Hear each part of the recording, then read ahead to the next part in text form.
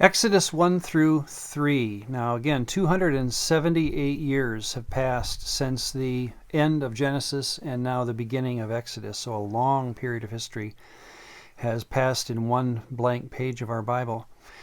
In 2:24 of Exodus, we hear God say, and again this is so key, that he sees in the people of Egypt, his own people, the family of Israel as they have grown, he sees in them the covenant of Abraham, Isaac, and Jacob. And I take that to mean he is seeing in this group of people a loyalty that is still in covenant with him. And so he is going to rescue them from the slavery that they find themselves in after all these years.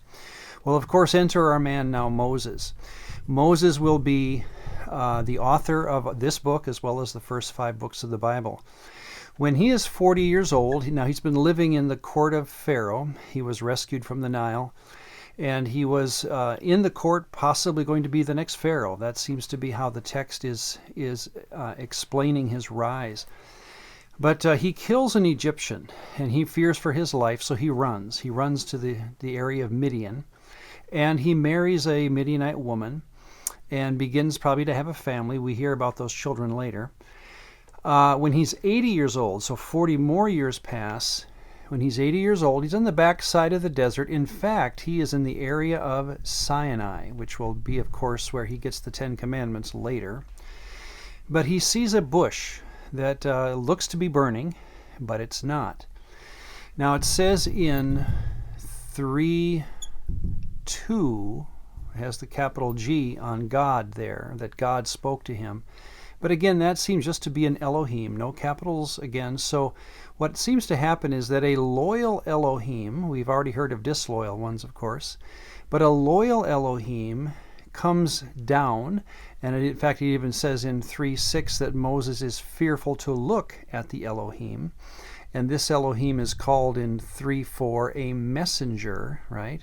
So he is watching this bush, he sees in the bush a messenger of God, or an Elohim, and this Elohim then speaks for our Creator God, who wants Moses to go back to Egypt and rescue his people. Of course, Moses asks the famous question, well, who do I say sent me? What is the name of the deity that I'm representing? That's always a good question that that people in the ancient Near East want to know. Here's where we have that classic statement, I am, or the word is be, who I am. It's just a statement of, it's not really a name, it seems to be a title. I am, or I be who I be. It's the same word for it came to pass, very common verb.